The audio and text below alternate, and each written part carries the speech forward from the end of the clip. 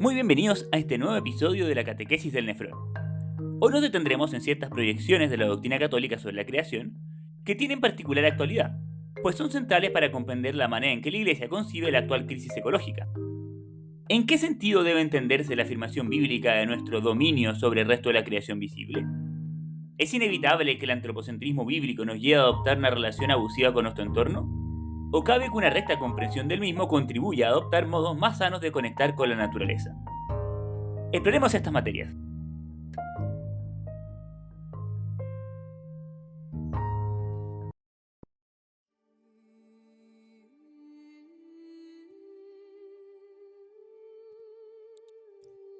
Hemos observado en episodios anteriores que un rasgo peculiar del relato de la creación en los primeros capítulos del Génesis es su marcado antropocentrismo.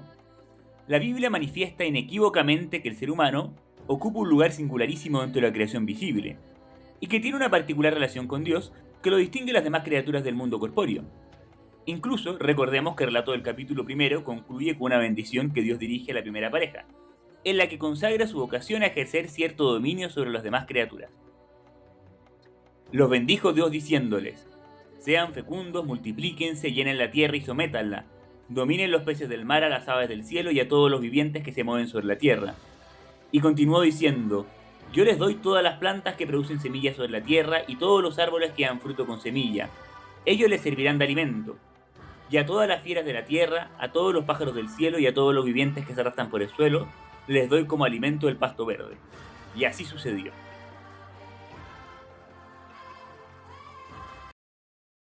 Con cierta frecuencia, los movimientos ecologistas han culpado al humanismo cristiano de haber promovido la destrucción del planeta bajo este pretexto de que Dios dispuso nuestro dominio sobre la naturaleza. En una famosa intervención académica, Lynn White, por ejemplo, acusaba que, especialmente en su forma occidental, el cristianismo era la religión más antropocéntrica que el mundo ha visto. El cristianismo, en absoluto contraste con el paganismo antiguo y las religiones de Asia, excepto quizás el zoroastrismo, no solo estableció un dualismo entre el hombre y la naturaleza, sino que también insistió en que es la voluntad de Dios que el hombre explote la naturaleza para sus propios fines.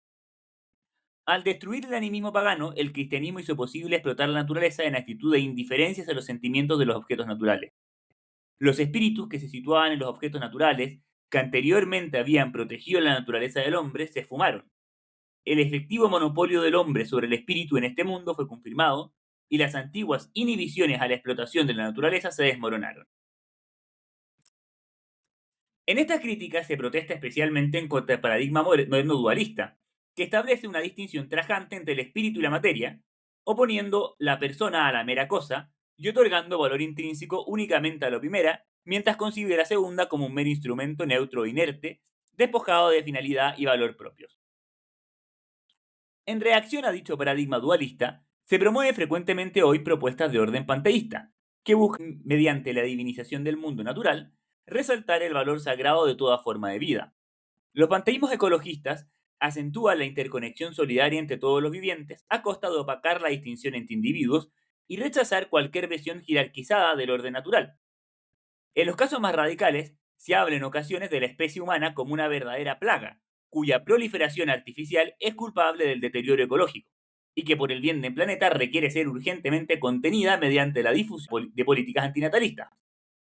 Fue la tesis defendida por el famoso naturalista David Attenborough, la clásica voz de los documentales sobre animalitos, en una polémica entrevista radial del 2013. Obviamente, esta posición incurre en la llamativa paradoja de la separación artificial entre sexo y procreación como respuesta a la crisis ambiental, lo que equivale a pretender que la invasión de las áreas más íntimas de la vida humana por la técnica sanará el medio ambiente y nos ayudará a vencer nuestra alienación con la realidad corpórea y reconectar con la naturaleza. Ahora bien, frente a semejantes discursos, un cristiano no puede renunciar a afirmar el valor supremo de la persona humana dentro de la creación visible y su legítimo dominio sobre la naturaleza. Verdades estas que son inequívocamente afirmadas por la Sagrada Escritura. En ese sentido, en su encíclica Laudato Si, el Papa Francisco nos previene contra la tentación simplista de creer que la respuesta a las crisis ecológicas debe ser un abandono de los valores humanistas. Dice el Papa: si el ser humano no redescubre su verdadero lugar, se entiende mal a sí mismo y termina contradiciendo su propia realidad. No solo la tierra ha sido dada por Dios al hombre, el cual debe usarla respetando la intención originaria de que es un bien, según la cual le ha sido dada, Incluso el hombre es para sí mismo un don de Dios, y por tanto debe respetar la estructura natural y moral de la que ha sido dotado. Una presentación inadecuada de la antropología cristiana pudo llegar a respaldar una concepción equivocada sobre la relación del ser humano con el mundo, pero no se puede prescindir de la humanidad. No habrá una nueva relación con la naturaleza sin un nuevo ser humano. No hay una ecología sin una adecuada antropología. Un antropocentrismo desviado no necesariamente debe dar paso a un biocentrismo, porque eso implicaría incorporar un nuevo desajuste que no solo no resolverá los problemas, sino que añadirá otros. No puede exigirse al ser humano un compromiso con respecto al mundo si no se reconocen y valoran al mismo tiempo sus capacidades peculiares de conocimiento, voluntad, libertad y responsabilidad. La crítica al antropocentrismo desviado tampoco debiera colocar en un segundo plano el valor de las relaciones entre las personas. Si la crisis ecológica es una eclosión o una manifestación externa de la crisis ética, cultural y espiritual de la modernidad, no podemos pretender sanar nuestra relación con la naturaleza y el ambiente sin sanar todas las relaciones básicas del ser humano.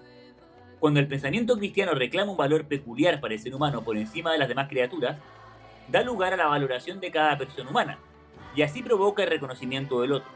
La apertura a un tú capaz de conocer, amar y dialogar sigue siendo la gran nobleza de la persona humana. Por eso, para una adecuada relación con el mundo creado, no hace falta debilitar la dimensión social del ser humano y tampoco su dimensión trascendente, su apertura al tú divino, porque no se puede proponer una relación en el ambiente aislada de la relación con las demás personas y con Dios. Sería un individualismo romántico disfrazado de belleza ecológica y un asfixiante encierro en la inmanencia.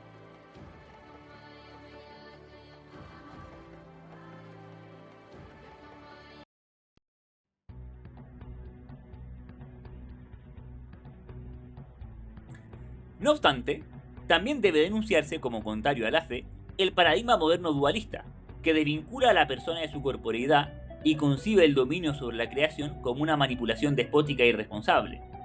¿No es ese realmente el mensaje cristiano sobre la manera en que el ser humano debe relacionarse con el resto del universo material?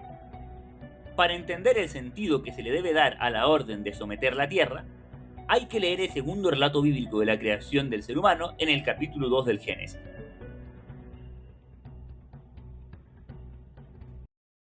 Cuando el Señor Dios hizo la tierra y el cielo, aún no había ningún arbusto del campo sobre la tierra ni había brotado ninguna hierba, porque el Señor Dios no había hecho llover sobre la tierra. Tampoco había ningún hombre para cultivar el suelo, pero un manantial surgía de la tierra y regaba toda la superficie del suelo. Entonces el Señor Dios modeló al hombre con arcilla del suelo y sopló en su nariz un aliento de vida. Así el hombre se convirtió en un ser viviente. El Señor Dios plantó un jardín en Edén, al oriente, y puso allí al hombre que había formado. Y el Señor Dios hizo brotar del suelo toda clase de árboles que eran atrayentes para la vista y apetitosos para comer. Hizo brotar el árbol del conocimiento del bien y del mal.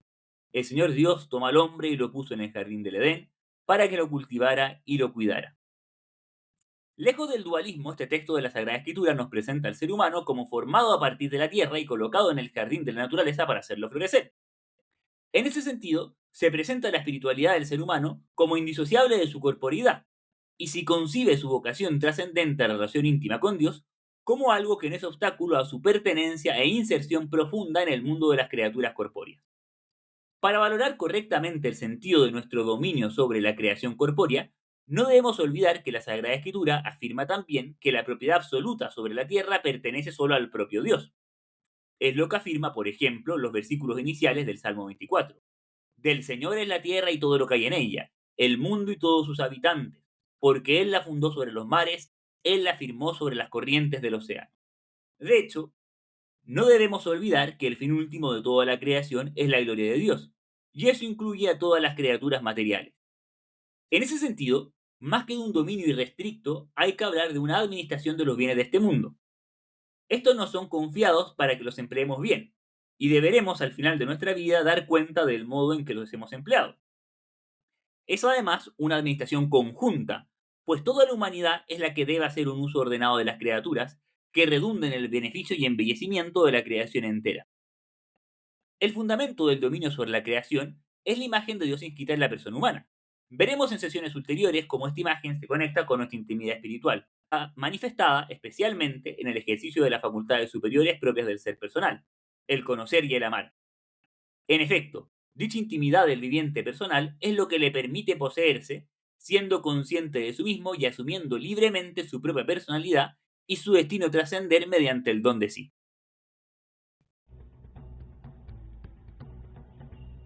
Ahora bien, este fundamento de la imagen divina opera también como un límite, en la medida en que encuadra el modo en que la soberanía humana sobre el mundo natural debe ejercerse para no ser desordenada. Al disponer de las criaturas materiales, la persona debe respetar la imagen de Dios que lleva en sí. Eso significa, entre otras cosas, primero, sujetarse a los preceptos de la ley divina, subordinando siempre el uso de esos bienes a nuestro fin último, que es de orden sobrenatural. Segundo, imitar la providencia amorosa y sabia del mismo Dios, que gobierna sobre las criaturas no para autoafirmarse destruyéndolas, sino para perfeccionarlas y conducir cada cual hacia su propia plenitud. Y tercero, respetar el destino universal de los bienes, ya que la legítima asignación del dominio de ciertos bienes en particular a título de propiedad privada debe vivirse siempre desde la conciencia de que la naturaleza es patrimonio de toda la familia humana, y que por lo tanto los bienes propios deben ser empleados de tal modo que aprovechen a todos nuestros hermanos.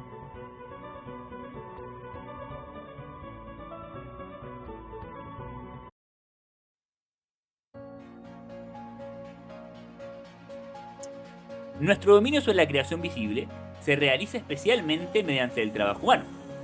Por eso, en el pasaje que leíamos recién del Génesis, se dice también que, acto seguido de ser creado, el hombre fue puesto en el paraíso para que lo cultivara y cuidara. La Vulgata traduce como utoperaretur, para que trabajara. De este modo, la tradición hebrea pareciera que nos presenta una valoración positiva del trabajo humano. La necesidad de trabajar no debe ser entendida en un sentido puramente ascético, ni mucho menos negativo, como si solo se tratara de un castigo con el que debemos cumplir para purificarnos. En la tradición bíblica, el trabajo es más bien una bendición que dignifica. Interesantemente, esta visión choca bastante con la que hemos heredado de la cultura helénica, en la que el trabajo, particularmente en su dimensión de trabajo manual, era considerado como algo negativo. Genofonte, por ejemplo, coloca el siguiente juicio en boca de Sócrates. Las llamadas artes mecánicas llevan consigo un estigma social y son deshonrosas en nuestras ciudades, pues tales artes dañan el cuerpo de quienes las ejercen y hasta de quienes vigilan, al obligar a los operarios a una vida sedentaria y encerrada, y al obligarlos, ciertamente en algunos casos, a pasar el día entero junto al fuego. Esta apreciación ha penetrado muy hondamente en nuestra cultura, a tal punto de haber irónicamente penetrado la Sagrada Escritura. En efecto, la traducción de un famoso versículo del libro de Job en la Vulgata dice literalmente que el hombre nace para trabajar como el ave para volar. En el contexto del texto, no obstante, la palabra laborem tiene la connotación específica de dolor o molestia.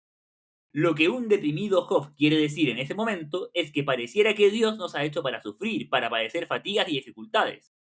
Dolor o molestia era una acepción muy corriente del término latino labor.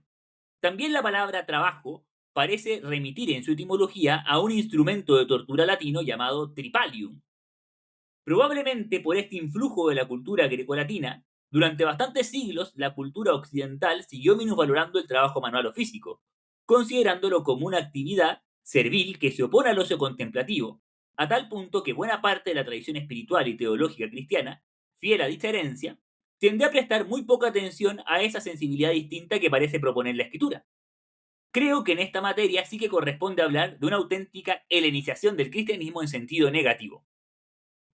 Reflexionando sobre este fenómeno de la minusvaloración del trabajo, San Juan Pablo II consideraba en su encíclica Laborem Exercens que ésta obedeció a la consideración de la actividad laboral solo en lo que podríamos llamar su dimensión productiva objetiva, dejando un poco de lado la dimensión inmanente subjetiva.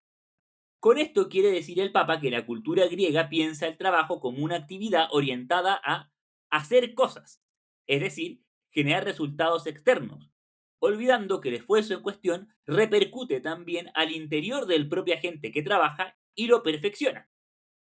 Se dice en esta encíclica, el trabajo humano tiene un valor ético, el cual está vinculado completa y directamente al hecho de que quien lo lleva a cabo es una persona, un sujeto consciente y libre, es decir, un sujeto que decide de sí mismo. Esta verdad, que constituye en cierto sentido el meollo fundamental y perenne de la doctrina cristiana sobre el trabajo humano, El primer fundamento del valor del trabajo es el hombre mismo, su sujeto. A esto va unida inmediatamente una consecuencia muy importante de naturaleza ética. Es cierto que el hombre está destinado y llamado al trabajo, pero ante todo el trabajo está en función del hombre y no el hombre en función del trabajo. Con esta conclusión se llega justamente a reconocer la preeminencia del significado subjetivo del trabajo sobre el significado objetivo. Dado este modo de entender, y suponiendo que algunos trabajos realizados por los hombres puedan tener un valor objetivo más o menos grande, sin embargo, queremos poner en evidencia que cada uno de ellos se mide sobre todo con el metro de la dignidad del sujeto mismo del trabajo, o sea, de la persona, del hombre que lo realiza. A su vez, independiente del trabajo que cada hombre realiza y suponiendo que ello constituye una finalidad, a veces muy exigente de su obrar, esta finalidad no posee un significado definitivo para sí mismo. De hecho, en fin de cuentas, la finalidad del trabajo, de cualquier trabajo realizado por el hombre, aunque fuera el trabajo más corriente, más monótono en la escala del modo común de valorar, incluso el que más margina, permanece siempre siendo el hombre mismo. Entonces, el Papa quiere mostrarnos que al trabajar la persona humana no solo ejerce dominio sobre cosas externas para conseguir ciertos resultados éticamente neutrales con la ayuda de la técnica, sino que asume esa actividad y esos resultados dentro de la configuración de su propia identidad y se autoperfecciona en su intimidad mediante el desarrollo de esas tareas. Asociado a esta incomprensión del trabajo estuvo una teología espiritual centrada en la experiencia de la vida religiosa, que brota desde una consagración especial a Dios mediante un cierto apartamiento de las realidades mundanas, con el cual se entrega un testimonio escatológico. Es decir, se le recuerda a todos los hombres que las cosas de esta tierra son pasajeras y que nuestro destino último está en la otra vida. La ascética y espiritualidad centrada en la experiencia de la vida religiosa tendía a considerar las realidades temporales o profanas exclusivamente en cuanto obstáculo para la propia santidad. Para quien profesa los consejos evangélicos en el estado religioso, la perfección cristiana supone renunciar a esas realidades para tener una dedicación más exclusiva e inmediata por las cosas del espíritu. Bajo esta lógica, se pensaba en general que si el laico llegaba excepcionalmente a ser santo, ello era a pesar de su comprometido involucramiento en las realidades seculares y sociales, y no mediante dicho compromiso y esfuerzo generoso en la búsqueda del bien común temporal. El Concilio Vaticano II supuso un giro notable del magisterio en esta materia, el cual ha sido profundizado por los romanos pontífices de las últimas décadas. En efecto, a partir del concilio la Iglesia nos ha recordado incesantemente que la llamada a la santidad o perfección cristiana es universal, y por lo tanto no toca solo a quienes profesan el estado religioso, sino también a los fieles laicos. De estos últimos enseña la Constitución dogmática Lumen Gentium que a los laicos corresponde, por propia vocación, tratar de obtener el reino de Dios gestionando los asuntos temporales y ordenándolos según Dios. Viven en el siglo, es decir, en todos y cada uno de los deberes y ocupaciones del mundo y en las condiciones ordinarias de la vida familiar y social, con las que su existencia está como entretejida. Allí están llamados por Dios, para que desempeñando su propia profesión, guiados por el espíritu angélico, contribuyan a la santificación del mundo como desde dentro, a modo de fermento, y así hagan manifiesto a Cristo entre los demás, primordialmente mediante el testimonio de su vida, por la irradiación de la fe, la esperanza y la caridad. Por tanto, de manera singular, a ellos corresponde iluminar y ordenar las realidades temporales a las que están estrechamente vinculados, de tal modo que sin cesar se realicen y progresen conforme a Cristo y sean para la gloria del Creador y del Redentor. Vemos entonces cómo el testimonio escatológico del estado religioso se complementa con el testimonio histórico que entregan los fieles laicos, cuya vida debe ser la demostración tangible de que, habiendo sido creado por Dios y asumido por Cristo en su encarnación y su sacrificio redentor, las realidades de esta tierra pueden y deben ser santificadas y santificadoras. Los laicos que viven inmersos en esas realidades temporales o seculares pueden alcanzar a través de ellas la plenitud de la santidad. Indudablemente una figura de gran interés en esto fue San José María Escrivá, a quien los romanos pontífices han descrito como precursor del concilio. En efecto, varias décadas antes de que el magisterio decantara en esa dirección, comenzó este santo a predicar con energía la llamada universal a la santidad y la importancia de que los fieles laicos tomaran conciencia de su filiación divina y se esforzaran por poner a Cristo en la cúspide de todas las actividades humanas, considerando su vocación profesional como parte integral de su vocación divina. Nuestra profesión no es algo que hacemos solo porque no nos queda más remedio o con el único fin de ganarnos un sustento que luego permita a la realización de otras actividades piadosas, sino que es ella misma un modo de santificarnos sirviendo a Dios y a las almas, poniendo en ejercicio todas las virtudes naturales y humanas, y haciendo de esas tareas ocasión de contemplación y de apostolado. En una icónica homilía pronunciada en el campus de la Universidad de Navarra, la cual se ha publicado bajo el título de Amar el mundo apasionadamente, exponía este santo con particular claridad esta doctrina suya, asumida ahora como enseñanza de la Iglesia Universal.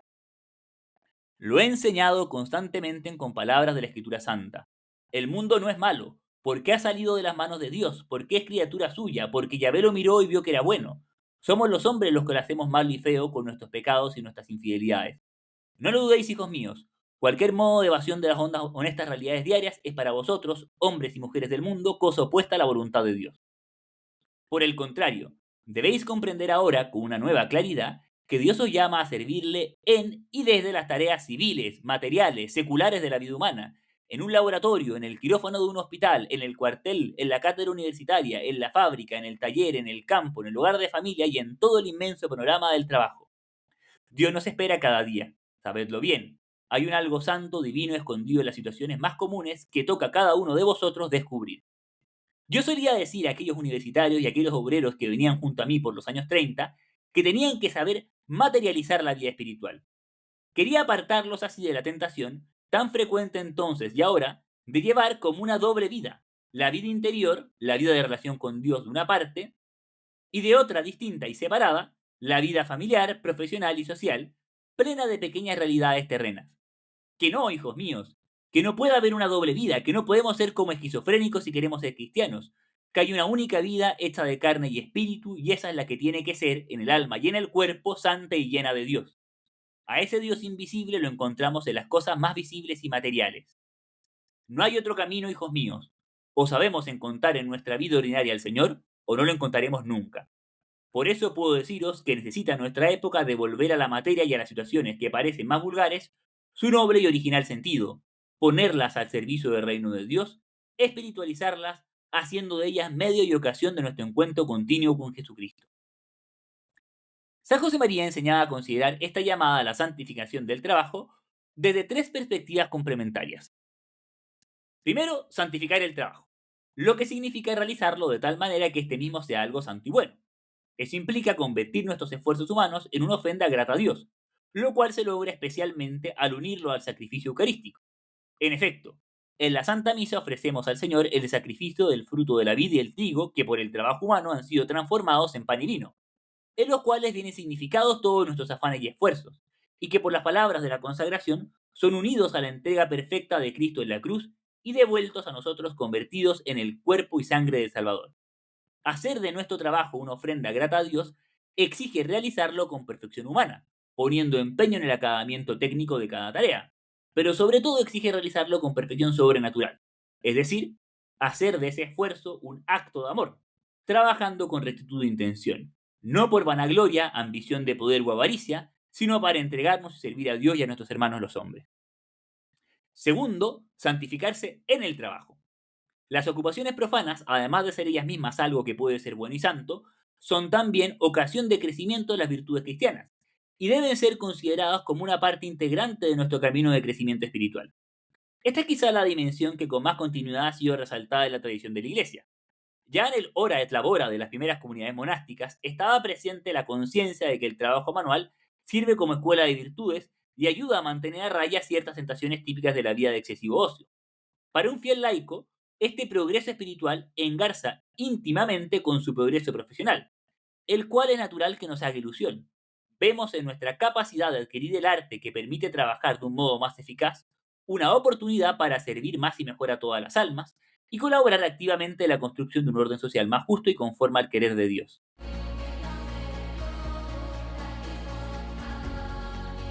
Y en tercer lugar, tenemos que hablar de santificar con el trabajo.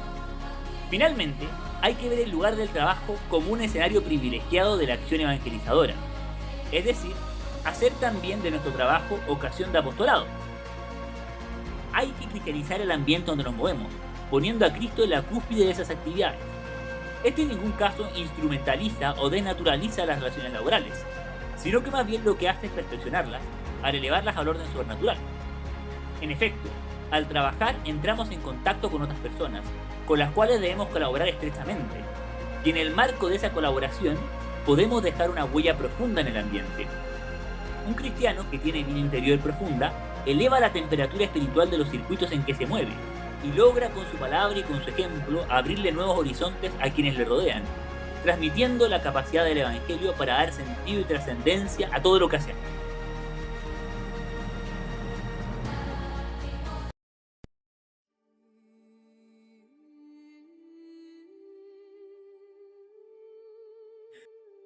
De todo lo que venimos diciendo, salta a la vista que para el hombre, sentirse inmerso en la creación y transformarla con su actividad no solo está permitido, sino que es un deber.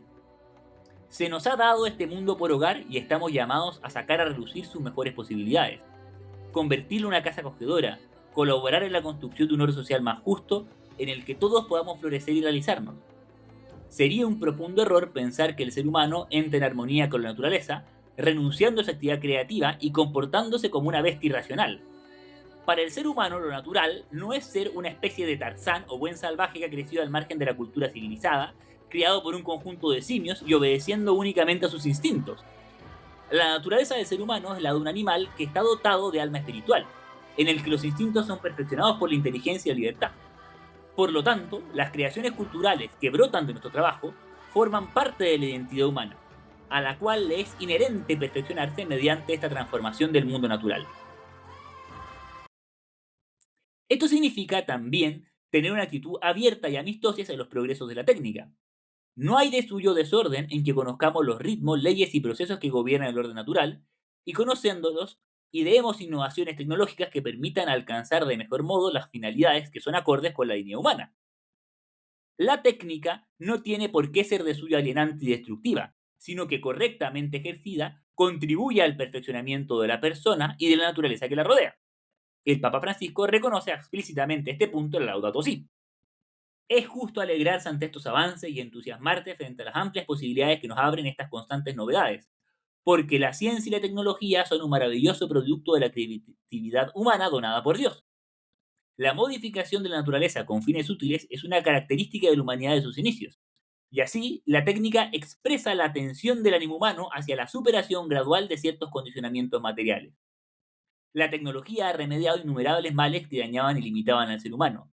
No podemos dejar de valorar y agradecer el progreso técnico, especialmente en la medicina, la ingeniería y las comunicaciones. Y cómo no reconocer que todos los esfuerzos de muchos científicos y técnicos que han aportado alternativas para un desarrollo sostenible. La tecnociencia bien orientada no solo puede producir cosas realmente valiosas para mejorar la calidad de vida del ser humano, desde objetos domésticos útiles hasta grandes medios de transporte, puentes, edificios y lugares públicos. También es capaz de producir lo bello y de hacer saltar al ser humano inmerso en el mundo material al ámbito de la belleza. ¿Se puede negar la belleza de un avión o de algunos rascacielos? Hay preciosas obras pictóricas y musicales logradas con la utilización de nuevos instrumentos técnicos. Así, en la intención de belleza del productor técnico y en el contemplador de tal belleza, se da el salto a una cierta plenitud propiamente humana. Es en este sentido que el magisterio de la Iglesia habla de una ecología humana. No se trata de negar la belleza y valor intrínsecos que tiene la creación corpórea y minimizar nuestro deber de velar por su preservación, autorizándonos a introducir todas las modificaciones que se nos antoje. Se trata más bien de comprender cómo el valor objetivo de la naturaleza no es absoluto ni se reduce a un puro biologicismo panteísta que impida al ser humano cualquier forma de disposición legítima de los bienes de la tierra, incluso si ésta se hace con el objeto de orientarse a las finalidades espirituales a las que está naturalmente ordenado en cuanto persona. La naturaleza entera participa de la vocación al servicio y autodonación que caracteriza al ser personal. Y es por eso que Dios ha instituido a todas las criaturas en una situación de interdependencia, en virtud de la cual la subordinación de unas a otras no es mero abuso despótico, sino auténtico camino de perfeccionamiento y trascendencia para todas y cada una. Por eso, subrayar el valor peculiar de la persona no va en perjuicio de rescatar el valor y sentido auténtico de las demás criaturas. Por el contrario, la naturaleza solo es auténticamente respetada en la medida en que se genere un orden social en el que la dignidad personal de todo ser humano es también respetada. Pero con frecuencia el hombre se engaña y cree que el progreso se conquista haciendo violencia a las cosas y se empecina en subordinar la naturaleza a sus deseos desordenados. El desorden al interior nuestro nos lleva a establecer una relación abusiva con las demás criaturas. Cuando el ser humano piensa erradamente que su fin último no es la gloria de Dios, sino alguna otra cosa, y en su afán por alcanzar esa otra meta utiliza desordenadamente las criaturas. Si, por ejemplo, caemos en el hedonismo y creemos erradamente que el fin último de la vida humana es la maximización de la utilidad, es inevitable que caigamos en el economicismo de las sociedades de consumo, que destruye los recursos naturales al jugar las diversas intervenciones solo de su rentabilidad cortoplacista. Semejante afán solo puede conducirnos a la autodestrucción, no solo porque perdemos de vista nuestros límites y alteramos irresponsablemente el infinitamente complejo equilibrio de los ecosistemas, sino sobre todo porque perdemos de vista nuestro fin, olvidando que nosotros mismos hemos sido creados y que dependemos de Dios, de que las criaturas, cuando no nos acercan a Él, solo pueden ser ocasión de perdición. Es esta la tentación contra la que el Papa Francisco nos ha querido alertar en la mencionada encíclica, que dice un poco más adelante del párrafo recién citado. Se tiende a creer que todo incremento del poder constituye sin más un progreso, un aumento de seguridad, de utilidad, de bienestar, de energía, de plenitud de los valores, como si la realidad, el bien y la verdad brotaran espontáneamente del mismo poder tecnológico y económico. El hecho es que el hombre moderno no está preparado para utilizar el poder con acierto, porque el inmenso crecimiento tecnológico no estuvo acompañado de un desarrollo del ser humano en responsabilidad, valores, conciencia. Cada época tiende a desarrollar una escasa autoconciencia de sus propios límites. Por eso es posible que hoy la humanidad no advierta la seriedad de los desafíos que se presentan, y la posibilidad de que el hombre utilice mal el poder crece constantemente cuando no está sometido a norma alguna reguladora de la libertad, sino únicamente a los supuestos imperativos de la utilidad y de la seguridad.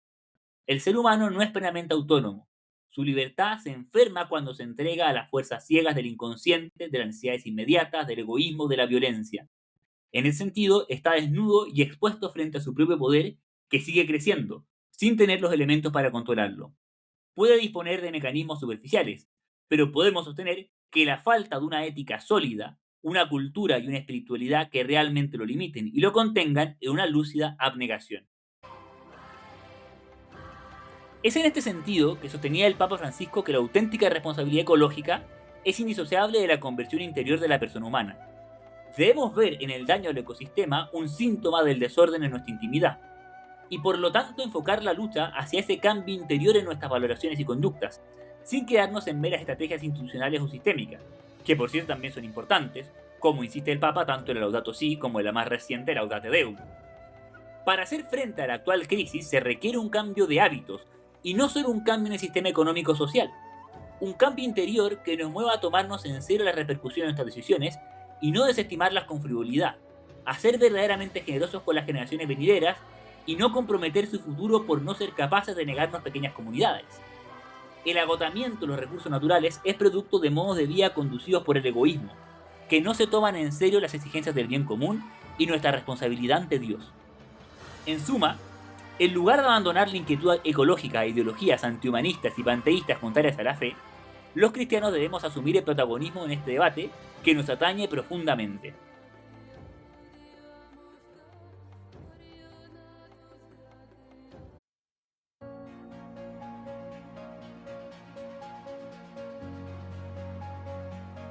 En esta óptica, se entiende también más profundamente por qué el trabajo no puede ser una mera fiebre tecnócrata obsesiva que se pierde en el afán por realizar cosas y no tiene tiempo para detenerse a contemplar las cosas como son y ver en ellas un gran don de Dios. No se trata de transformar por transformar, o de perderse en el deseo de trepar socialmente y volverse exitosos. Se trata de hacer de todo una ocasión para elevar el alma hacia la contemplación amorosa del Creador. Por ese mismo motivo, junto con describir la vocación de la persona al trabajo, la Sagrada Escritura presenta a Dios que instituye la fiesta del Sabbat. La santificación del trabajo solo es posible cuando no se pierde de vista que éste se ordena en último término hacia el descanso contemplativo, mediante el que la creación, una vez consumada, da gloria al Creador. Para dominar ordenadamente, debemos primero esforzarnos por detenernos unos instantes a oír el mensaje que Dios nos quiere transmitir a través de cada una de sus criaturas.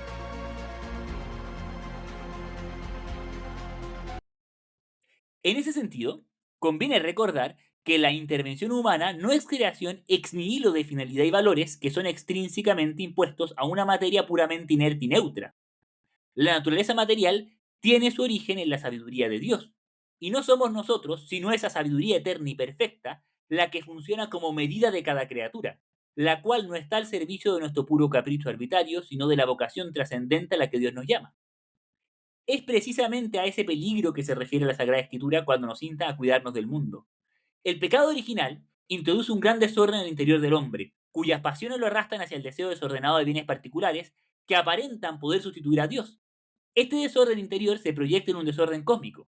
Al cortar su relación con Dios, el hombre queda como alienado del mundo. La naturaleza ahora se le manifiesta hostil y se le resiste, debiendo trabajar con el sudor de su frente. Y en medio de este desorden, puede que se exacerbe a niveles excesivos el afán de dominio o control. La técnica se convierte en el pretexto para sentirnos poderosos y, en definitiva, pretender sustituir a Dios en lugar de escuchar su llamada y obedecerlo. La respuesta más profunda a esa tentación está, en definitiva, en recordar una vez más que la creación entera ha sido dispuesta para la gloria de Dios y que por lo mismo nuestra acción transformadora del mundo solo podrá ser responsable cuando el activismo sea equilibrado por un previo espacio de oración contemplativa. Antes de transformar la realidad, debemos esforzarnos por comprenderla, detenernos a contemplar su mensaje y empeñarnos en penetrar su misterio. La única manera de relacionarnos sanamente con el resto de la creación visible es recuperar la capacidad de asombro ante la belleza y orden que Dios dispuso en ella, y elevar una y otra vez desde lo profundo del alma un cántico de adoración.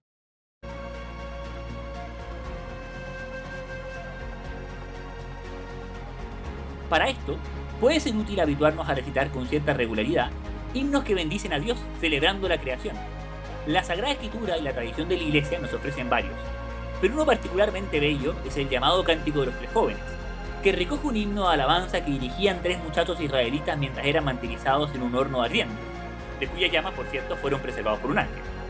Especialmente para quienes vivimos inmersos en las realidades profanas, transformando constantemente el mundo con nuestro trabajo, será especialmente útil detenernos con frecuencia a proclamar, siguiendo el ejemplo de estos jóvenes: bendecid al Señor todas las obras del Señor, alabadle y ensalzadle por siempre. Bendecid cielos al Señor, bendecid al Señor ángeles del Señor. Bendecid al Señor todas las aguas que hay sobre los cielos, bendiga todo poder al Señor. Bendecid al Señor sol y luna, estrellas del cielo, bendecid al Señor. Bendecid al Señor toda la lluvia y el rocío, todos los vientos, bendecid al Señor. Bendecid al Señor el fuego y el calor, frío y calor, bendecid al Señor. Bendecid al Señor rocío y escarcha, hielo y frío, bendecid al Señor. Bendecid al Señor hielo y nieves, noches y días, bendecid al Señor. Bendecid al Señor luz y tinieblas, rayos y nubes, bendecid al Señor. Bendiga la tierra al Señor, alábele, ensálcele para siempre. Bendecid al Señor montes y collados, todas las cosas que germinan en la tierra, bendecid al Señor. Bendecid al Señor mares y ríos, fuentes, bendecid al Señor. Bendecid al Señor ballenas y todo lo que vive en el mar, todas las aves del cielo, bendecid al Señor. Bendecid al Señor todos los animales y ganados, bendecid hijos de los hombres al Señor. Bendice Israel al Señor, alabadle y ensalzadle por siempre. Bendecid al Señor sacerdotes del Señor, bendecid al Señor siervos del Señor. Bendecid al Señor espíritus y almas de los justos y santos y humildes de corazón, bendecid al Señor. Bendecid al Señor Ananías, Azarías y Misael, alabadle y ensalzadle por siempre. Bendigamos al Padre y al Hijo y al Espíritu Santo, alabémosle y ensalcémosle para siempre. Bendito eres en el firmamento del cielo, y loable y glorioso por siempre.